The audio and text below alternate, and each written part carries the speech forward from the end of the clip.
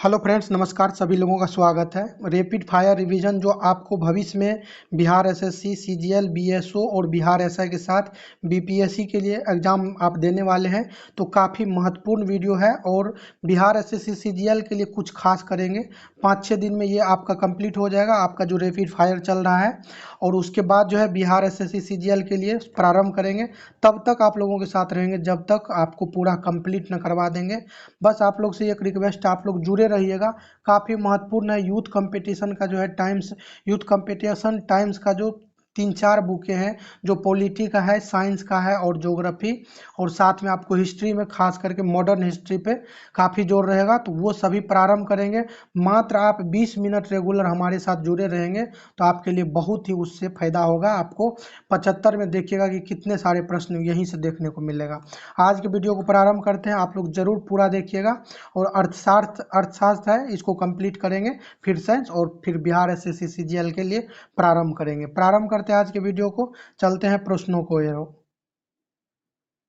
संबंधित प्रश्न है, वन लाइनर फॉर्मेट में। अभी देखिए प्रश्न है, प्रधानमंत्री नरेंद्र मोदी ने 8 अमृत परियोजनाओं की शुरुआत महाराष्ट्र के किस शहर से की थी? सोलापुर। आपको ध्यान रखना है, सोलापुर महाराष्ट्र में है। 8 अमृत परियोजनाओं की शुरुआत यहीं से हुई थी। गरीबी का अंतर क्या दर्शाता है? तो गरीबी रेखा और उस रेखा से नीचे रहने वाले सभी लोगों की वास्तविक आय स्तर के बीच का अंतर। गरीबी रेखा और उस रेखा से नीचे रहने वाले सभी लोगों की वास्तविक आय स्तर के बीच का अंतर दर्शाता है। अगला है, भारत में गरीबी रेखा के मापन के लिए गठित समितियों को सही क्रम में आपको दर्शाना है। तो अलग समिति, उसके बाद आया था लकरवाला समिति, तेंदुलकर समिति, सी रंगराजन समिति। तो आपको ध्यान देना है, पूछ लेता है सीधे सीधे कि अलग समिति जो है किससे संबंधित है? तो गरीबी रेखा से। या फिर पूछ लेगा निम्नलिखित में से कौन सी समिति गरीबी से संबंधित है? तो अलग समिति है, लकरवाला समिति है, तेंदुलकर समिति है और सी रंगराजन है। तो ये सभी को ध्यान रखना है। नेक्स्ट है, गैर कृषि गतिविधियों में बिहार की अर्थव्यवस्था का क्षेत्र पुरुष श्रमिकों को अधिकतम रोजगार प्रदान करता है? तो निर्माण में। अगला है, गरीबी रेखा के बारे में सत्य कथन क्या है? तो एनएसएसओ द्वारा समय समय पर इसका अनुमान लगाया जाता है। भारत में स्वीकृत औसत कैलोरी आवश्यकता ग्रामीण क्षेत्रों में प्रति व्यक्ति प्रतिदिन 2400 कैलोरी है। इसका अनुमान आमतौर पर हर 5 साल में लगाया जाता है। तो ग्रामीण क्षेत्रों में आपको ध्यान देना है, 2400 कैलोरी है और एनएसएसओ द्वारा इसका अनुमान लगाया जाता है। अगला है, ऐसे व्यक्ति जिसके पास नौकरी नहीं है और स्पष्ट रूप से बेरोजगार के विपरीत अल्प रोजगारी जो छिपा हुआ हो, क्या कहा जाता है? तो इसको कहते हैं प्रच्छन्न बेरोजगारी। ऐसे व्यक्ति जिसके पास नौकरी नहीं है और स्पष्ट रूप से बेरोजगार के विपरीत अल्प रोजगारी जो छिपा हुआ हो, क्या कहते हैं? तो इसको कहते हैं प्रच्छन्न बेरोजगारी। अगला है, भंडारी समिति किससे संबंधित है? तो क्षेत्रीय ग्रामीण बैंकों की पुनर्संरचना से। तो भंडारी, तो बैंक में क्या रहता है? भंडार रहता है। तो भंडारी समिति जो है बैंकों के पुनर्संरचना से संबंधित है। नेक्स्ट है, राष्ट्रीय पेंशन योजना से संबंधित सही कथन क्या है? तो एनपीएस को पेंशन फंड नियामक और विकास प्राधिकरण द्वारा विनियमित किया जाता है। तो एनपीएस मतलब हो गया नेशनल पेंशन सिस्टम। तो एनपीएस को जो है पेंशन फंड नियामक और विकास प्राधिकरण द्वारा विनियमित किया जाता है। तो ये ध्यान रखना आपको। वह संस्था जो भारत के फर्मों में चौथी तिमाही में लाभ की वृद्धि दर में कमी की पुष्टि करता है, तो ये जो है आरबीआई का कार्य है, आरबीआई के द्वारा किया जाता है। किसी देश के निवासियों और शेष विश्व के निवासियों के बीच एक वर्ष में पूरे किए गए सभी आर्थिक लेन देनों के एक व्यवस्थित रिकॉर्ड को क्या कहते हैं? तो इसको कहते हैं भुगतान संतुलन। भुगतान संतुलन कहा जाता है। अगला है, सभी उपभोक्ताओं की मांग को एक साथ वस्तु के मूल्य के विभिन्न स्तरों पर शामिल करता है। तो सभी उपभोक्ताओं की मांग को एक साथ वस्तु के मूल्य के विभिन्न स्तरों पर शामिल करता है बाजार का जो मांग है उसके द्वारा। एक गोल्डीलॉक्स अर्थव्यवस्था को दर्शाया गया है। तो निम्न स्फीति अस्थिर आर्थिक विकास दर। एक गोल्डीलॉक्स अर्थव्यवस्था को दर्शाया गया है निम्न स्फीति अस्थिर विकास के द्वारा। नेक्स्ट है गिल्ड एज्ड बाजार से क्या तात्पर्य है, तो सरकारी प्रतिभूतियों के बाजार से। गिल्ड एज्ड बाजार किससे संबंधित है, सरकारी प्रतिभूतियों के बाजार से। भारत का पहला राज्य जिसने विशेष कृषि क्षेत्र स्थापित करने हेतु एक पॉलिसी लॉन्च किया था, SAZ ये जो है स्पेशल एग्रीकल्चर जोन स्थापित करने के लिए एक पॉलिसी लॉन्च किया था, तो ये किया गया उत्तराखंड के द्वारा। अगला, भारत का सबसे ऊंचा वाणिज्यिक हवाई अड्डा कौन सा है, तो सबसे ऊंचा हवाई अड्डा है किस प्रकार का है, वाणिज्यिक है। तो कॉमर्शियल हवाई अड्डा में सबसे ऊंचा कौन सा है, तो कुशोक बुकला रिम्पोचे हवाई अड्डा, कुशोक बकुला रिम्पोचे हवाई अड्डा। कमेंट करके आप लोग बताइएगा ये कुशोक बकुला रिम्पोचे हवाई अड्डा किस राज्य में है। भारत का सबसे ऊंचा वाणिज्यिक हवाई अड्डा है। मुद्रा का मूल्य या मुद्रा की क्रय शक्ति बदलती है, तो मूल्य स्तर के व्युत्क्रमानुपाती। मुद्रा का मूल्य या मुद्रा की जो क्रय शक्ति बदलती है तो मूल्य स्तर के व्युत्क्रमानुपाती। जिस तरह से मूल्य बढ़ेगा उसके अपोजिट ये बढ़ेगा। नेक्स्ट है भारतीय रिजर्व बैंक का वह विभाग जो करेंसी नोट जारी करने हेतु जिम्मेदार है, तो निर्गमन विभाग जो है भारतीय रिजर्व बैंक का ऐसा विभाग है, निर्गमन विभाग जो करेंसी नोट जारी करने हेतु जिम्मेदार है।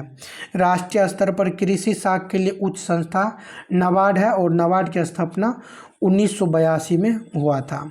अगला है सरकार ने किस समिति का गठन किया जिसने सिफारिश की कि किसानों की आय कैसे दोगुनी की जाए, तो अशोक दलवई समिति। सरकार ने किस समिति का गठन किया जिसने सिफारिश की कि किसानों की आय कैसे दुगुनी की जाए, तो अशोक दलवई समिति। आय है किसान की आय है तो को यहाँ पे ध्यान रखना अशोक, और दुगुनी है तो दलवई, अशोक दलवई समिति के द्वारा ये किया गया था कि किसानों की आय कैसे दुगुनी की जाए।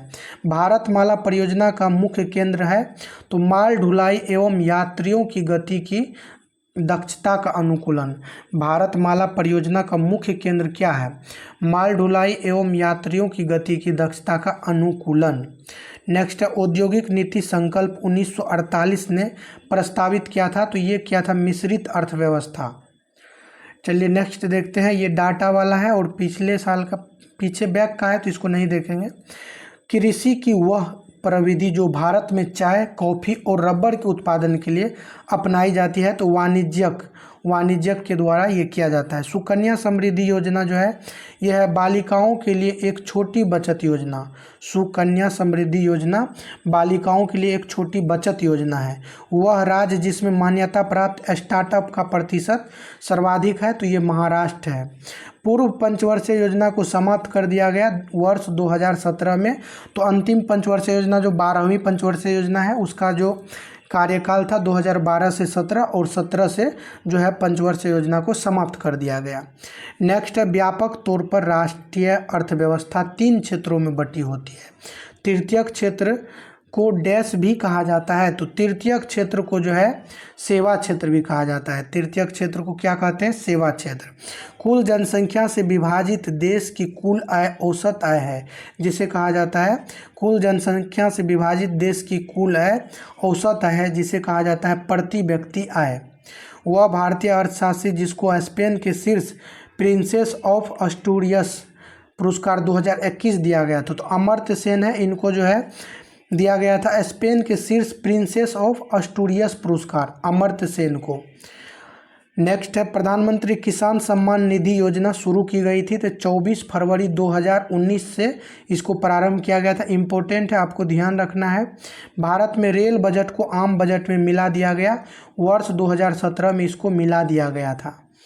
अगला प्रश्न है सरकारिया आयोग जो है ये किससे संबंधित है, तो सरकारिया आयोग केंद्र और राज्य के बीच संबंध से संबंधित है। सी रंगराजन समिति जो है गरीबी की माप की कार्य प्रणाली की समीक्षा करने के लिए, सी रंगराजन समिति गरीबी की माप की कार्य प्रणाली समीक्षा करने के लिए सी रंगराजन।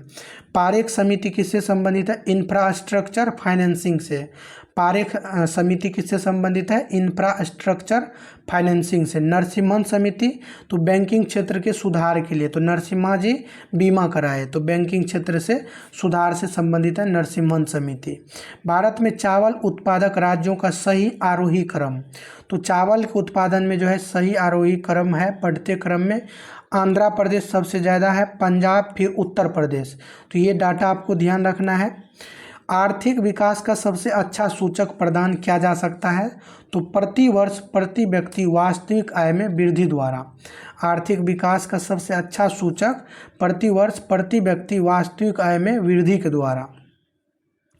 अगले प्रश्न को देखते हैं। अगले प्रश्न को देखेंगे, वो जो आपको ऊपर में 2 छोटा वो पीछे का है, तो अभी डाटा उसका चेंज हो चुका है। अगला है CPEC प्रोजेक्ट जो है चीन पाकिस्तान आर्थिक गलियारा, चाइना पाक इकोनॉमिक कॉरिडोर, इसी को कहते हैं CPEC। इसका पूर्ण रूप है चीन पाकिस्तान आर्थिक गलियारा। आय की असमानता मापी जाती है, तो गिनी लॉरेंज अनुपात के द्वारा आय की जो है असमानता मापते हैं। तेल के संकट के कारण अधिकांशतया विकसित देशों ने डैश समस्या का सामना किया है, तो तेल के संकट के कारण अधिकांशतया विकसित देशों ने किस प्रकार की समस्या का सामना किया है? तो मुद्रास्फीति जनित मंदी। तेल की समस्या के कारण मुद्रास्फीति जनित मंदी का सामना किया है। नेफेड है एक सहकारी संगठन है। नेफेड क्या है? ये सहकारी संगठन है नेफेड। अंतरिम चल निधि समायोजन सुविधा ILAF को सुझाया था नरसिम्हन समिति ने। अंतरिम चल निधि समायोजन सुविधा को सुझाया था नरसिम्हन समिति ने। विशेष आर्थिक क्षेत्र अत्यधिक सफल डैश प्रयोग की लाइन पर आधारित है, तो विशेष आर्थिक क्षेत्र जो है अत्यधिक सफल चाइनीज प्रयोग की लाइन पर आधारित है, तो SEZ जो है ये चाइनीज से प्रभावित है। विश्व व्यापार संगठन में भारत सम्मिलित कब हुआ था? 1995 में। 1995 आपको ध्यान रखना है, विश्व व्यापार संगठन में भारत ने शामिल हुआ था। संशोधित मूल्य वर्धित कर मोडवैट संबंधित है, तो ये उत्पाद कर से संबंधित है। मेक इन इंडिया वैश्विक पहल का प्रवर्तन किया गया 25 सितंबर 2014 को, मेक इन इंडिया। नाबार्ड जो है कृषि एवं ग्रामीण विकास हेतु राष्ट्रीय बैंक का लक्ष्य क्या है? तो ग्रामीण शाख का कार्य है इसका। भारतीय पंचवर्षीय योजना नई की अवधि क्या है? तो भारतीय छठी पंचवर्षीय योजना की अवधि क्या है? तो 1980 से 85 के बीच छठी पंचवर्षीय योजना चली थी। भारत में तृतीय पंचवर्षीय योजना तथा चौथी पंचवर्षीय योजना में अंतराल रहा है 3 वर्षों का। 3 वर्षों का जो योजना अवकाश 1966 से 69 का था, वही है। अगला है प्रिवेंस ऑफ मनी लॉन्ड्रिंग एक्ट प्रभावी हुआ, तो प्रिवेंस ऑफ मनी लॉन्ड्रिंग एक्ट प्रभावी हुआ था वर्ष 2005 से। मुख्य रूप से सामान्य मानव विकास सूचकांक में सम्मिलित है, तो सामान्य मानव विकास सूचकांक में जीवन प्रत्याशा, प्रति व्यक्ति आय और साक्षरता ये सभी शामिल है। अगला ध्यान देना आपको, भारत की नई औद्योगिक नीति 1991 किस पे आधारित है? तो उदारवादिता, निजीकरण और वैश्वीकरण इस पे आधारित है। 1991 का काफ़ी फेमस रहा है। PV नरसिंह राव जो है उस समय प्रधानमंत्री थे और ये डॉक्टर मनमोहन सिंह भारत के वित्त मंत्री थे। तो उदारवादिता, निजीकरण और वैश्वीकरण ये आधारित है। ट्राइसेम जो है ग्रामीण युवा के स्वरोजगार हेतु प्रशिक्षण योजना कार्यक्रम है ग्रामीण विकास का। ट्राइसेम किसका है? ग्रामीण विकास का। भारत में पहली औद्योगिक नीति जारी हुई थी 6 अप्रैल 1948 को। एक कृषि उपज जिसका भारत विश्व में सर्वाधिक उत्पादक है, तो ये कपास है। कपास का सर्वाधिक उत्पादक है। सुपरमार्केट की आपूर्ति श्रृंखला संबंधित है फसल की कटाई के बाद की हानि को कम करना। सुपरमार्केट की आपूर्ति श्रृंखला किससे संबंधित है? फसल की कटाई के बाद की हानि को कम करने से। नेक्स्ट है प्रधानमंत्री कौशल विकास योजना संबंधित है रिकॉग्निशन ऑफ प्रायर लर्निंग से। प्रधानमंत्री कौशल विकास योजना रिकॉग्निशन ऑफ प्रायर लर्निंग से संबंधित है। मुद्रा योजना किससे संबंधित है? तो CDB से संबंधित है। इसका मुख्यालय लखनऊ में है, 1990 में स्थापित हुआ था। नीली क्रांति मिशन किससे संबंधित है? 2020 तक 3 गुना मछली उत्पादन से। आपको ध्यान देना है, नीली क्रांति मिशन का लक्ष्य था 2020 तक 3 गुना मछली उत्पादन करना। भारत में सामुदायिक विकास कार्यक्रम प्रारंभ हुआ 2 अक्टूबर 1952 से। सामुदायिक विकास कार्यक्रम। नेक्स्ट है, किस प्रकार की कृषि में किसान और उसका परिवार केवल अपने लिए या स्थानीय बाजार के लिए अनाज का उत्पादन करते हैं? तो जीवन निर्वाह खेती में करते हैं। नेक्स्ट है, डिजिटल भुगतान को बढ़ावा देने हेतु RBI द्वारा स्थापित 500 करोड़ के भुगतान अवस्थापन विकास कोष में RBI का अंशदान कितना है? 250 करोड़।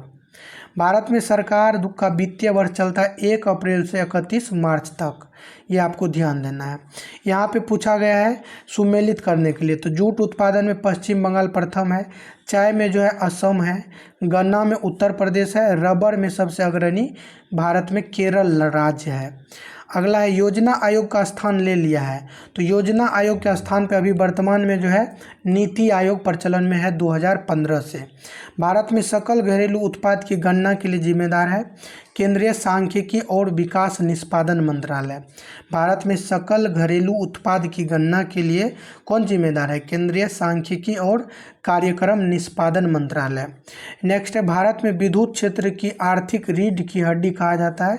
तो पावर फाइनेंस कॉरपोरेशन को विद्युत क्षेत्र की आर्थिक रीढ़ की हड्डी कहते हैं, पावर फाइनेंस कॉरपोरेशन को। अगला है, ब्राउन खाद। ब्राउन खाद जो है भूरा खाद खरपतवार नियंत्रण का हालिया दृष्टिकोण है जो कि अधिकतम प्रयोग किया जाता है तो प्रत्यक्ष धान बीजारोपण से। ब्राउन खाद प्रत्यक्ष धान बीजारोपण में प्रयोग करते हैं। नेक्स्ट है, जब मुद्रा की पूर्ति बढ़ती है और मुद्रा की मांग घटती है तब वहाँ ब्याज दर में कमी होती है। यानी मुद्रा की पूर्ति ज़्यादा हो रहा है और मांग जो है घट रहा है। यानी RBI से जो है जो भी बैंक है जैसे SBI है, बैंक ऑफ इंडिया है, ये सब बैंक, इन सभी बैंकों को RBI से मुद्रा की पूर्ति बढ़ जाती है और मांग जो है इधर जो ग्राहक है ग्राहक के द्वारा मांग घट जाती है तो ब्याज दर में क्या होते हैं? कमी हो जाता है। नेक्स्ट है, भारत सरकार की ओर से न्यूनतम समर्थन मूल्य निर्धारित करता है कृषि लागत एवं मूल्य आयोग के द्वारा। नेक्स्ट है, समय समय पर किसके द्वारा विनियमन नियंत्रण नियमावली भारत के विदेशी विनिमय के संदर्भ में प्रकाशित किया जाता है? तो विनिमय नियंत्रण नियमावली भारत में जो है किसके द्वारा? भारतीय रिजर्व बैंक के द्वारा प्रकाशित किया जाता है। वह संगठन जो निर्यातकों को भारत में गारंटी प्रदान करता है तो निर्यात ऋण गारंटी कॉरपोरेशन। निर्यात ऋण गारंटी कॉरपोरेशन। नेक्स्ट है, भारत में कौन सी एजेंसी खाद्यान्न खरीद वितरण और खाद्यान्न उत्पादन हेतु जिम्मेदार है? तो भारतीय खाद्य निगम FCI। नेक्स्ट आपको यहाँ से देखना है, प्रधानमंत्री मुद्रा योजना के तहत कितने कार्य हेतु ऋण प्रदान करने का प्रावधान है? तो किस कार्य के लिए? प्रधानमंत्री मुद्रा योजना के तहत जो है गैर कृषि कार्य हेतु ऋण प्रदान करने का प्रावधान है। तो गैर कृषि कार्य होना चाहिए, कृषि से अलग। 15वें वित्त आयोग के चेयरमैन तो NK सिंह आपको ध्यान रखना है। 15वें वित्त आयोग के चेयरमैन, कई बार 14वें यानी पिछले वित्त आयोग का भी पूछ लेता है तो 15वें का NK सिंह है। प्रवर्तन निदेशालय ED किस अधिनियम को लागू करता है? तो PMLA एवं FEMA दोनों को लागू करता है। अगला, भारत सरकार ने किस सिद्धांत पर वंदे मातरम योजना की फरवरी 2004 में शुरुआत की थी? तो सार्वजनिक निजी पार्टनरशिप की भागीदारी पर 2004 में प्रारंभ किया था वंदे मातरम योजना।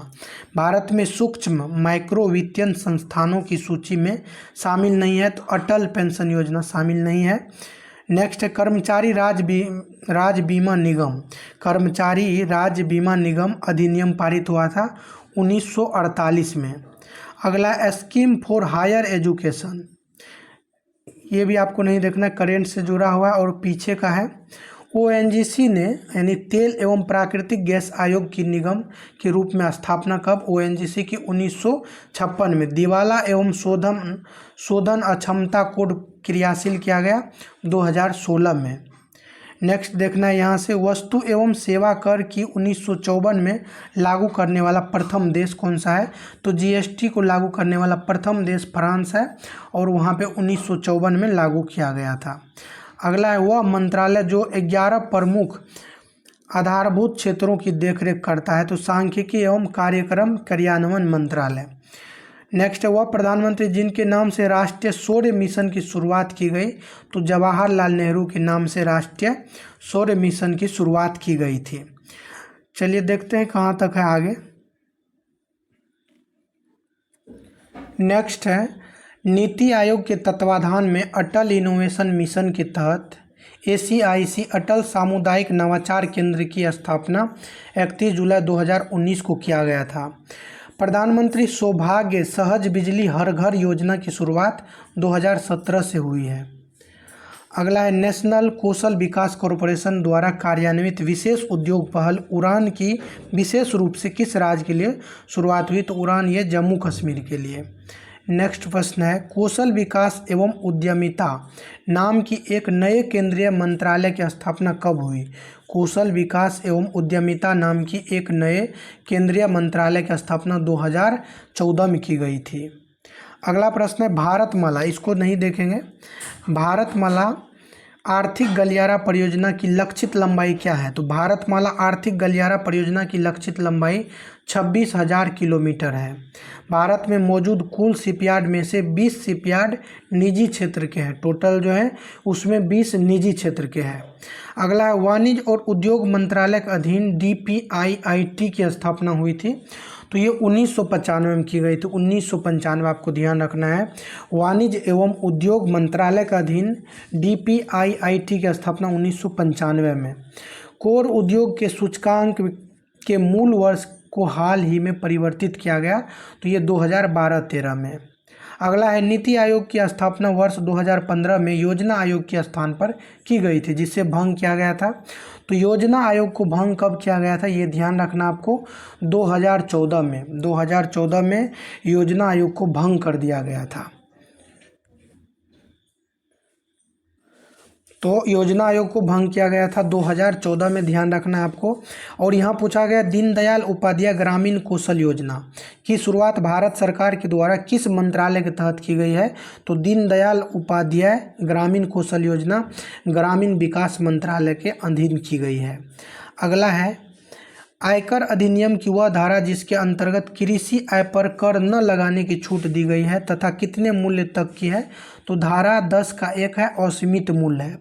प्रधान या वित्तीय समावेशन पहल की शुरुआत की गई 10 फरवरी 2011 से। प्रधान वित्तीय समावेशन पहल 10 फरवरी 2011 से, यानी यहाँ पे पूछा गया था ऊपर में, कृषि पर टैक्स नहीं लगेगा धारा 10(1) के तहत, और कितने तक? तो असीमित है ये। अगला है, रक्षा अनुसंधान एवं विकास संगठन के चेयरमैन, तो ये जो है DRDO के अभी वर्तमान में जो है समीर वी कामत है, आपको ध्यान रखना है। धन क्या है? तो धन एक वस्तु है, ये भी आपको ध्यान रखना है। धन क्या है? एक प्रकार की वस्तु है। घरेलू उत्पादों पर करों का मूल्य वर्धित कर में रूपांतरित की प्रथम सिफारिश की गई थी, तो राजा चलैया कमेटी के द्वारा घरेलू उत्पादों पर जो का मूल्य वर्धित कर में रूपांतरित प्रथम सिफारिश राजा चलैया कमेटी ने। मुद्रास्फीति अन्यायपूर्ण है परंतु अपस्फीति अनुचित है, यह कथन है JM किन्स के। ध्यान देना आपको, मुद्रास्फीति कार्य अन्यायपूर्ण है परंतु अपस्फीति जो है अनुचित है, अक्षम्य है, यह कहने वाले कौन है? JM Keynes. गांधीवादी योजना का प्रारूप तैयार किया था SN अग्रवाल। SN अग्रवाल जो है आपको ध्यान रखना है, गांधीवादी योजना का प्रारूप तैयार किया था SN अग्रवाल। भारत के प्रथम कौशल विकास केंद्र का उद्घाटन वर्ष 2014 में राजस्थान में किया गया था। भारत के प्रथम कौशल विकास केंद्र का उद्घाटन 2014 राजस्थान में किया गया था।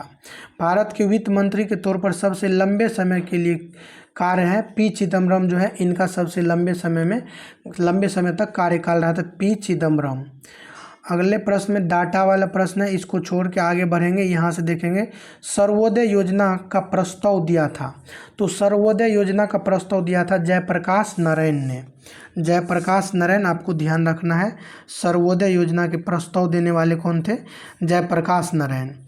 कुछ देशों में माल एवं सेवा कर को कहा जाता है तो मूल्यवर्धित कर कहते हैं, यानी कुछ देश में जीएसटी को मूल्यवर्धित कर कहा जाता है। जीएसटी जो है अप्रत्यक्ष कर है। अंत्योदय कार्यक्रम सर्वप्रथम शुरुआत किया गया था तो ये राजस्थान में सर्वप्रथम प्रारंभ हुआ था। अगला है गरीबी निवारण के प्रभावपूर्ण अस्त्र के रूप में स्वयं सेवा समूह के विचार को दिया था मोहम्मद यूनुस ने। गरीबी निवारण के प्रभावपूर्ण अस्त्र के रूप में स्वयं सेवा समूह के विचार को दिया था मोहम्मद यूनुस ने। भारत में राष्ट्रीय आय की गणना में एक समस्या क्या है? असंगठित क्षेत्र जो है एक समस्या है। नीति आयोग अस्तित्व में आया था 1 जनवरी 2015 को नीति आयोग अस्तित्व में आया था। नेक्स्ट है भारत के किस राज्य में वर्तमान मूल्यों पर नवीनतम प्रति व्यक्ति आय न्यूनतम है? तो ये बिहार में है। नेक्स्ट है विश्व बैंक की रिपोर्ट के अनुसार भारत में 50% से अधिक निर्धन किन किन राज्यों में है? तो बिहार, उत्तर प्रदेश, मध्य प्रदेश और ओडिशा, ये 4 राज्य मिलकर के 50% से अधिक निर्धन अपने यहाँ रखते हैं। यानी विश्व बैंक के जो है रिपोर्ट के अनुसार भारत में 50% से अधिक निर्धन केवल यूपी, बिहार, मध्य प्रदेश और ओडिशा में है, तो ये ध्यान रखना आपको। आईआरडीपी का मुख्य उद्देश्य क्या है? तो ग्रामीण विकास व निर्धनता का निवारण। ग्रामीण विकास व निर्धनता का निवारण। सापेक्षता सिद्धांत। सापेक्षता निर्धनता। सापेक्ष निर्धनता का अर्थ क्या है? आर्थिक असमानताएं। सापेक्ष निर्धनता का अर्थ क्या है? आर्थिक असमानताएं।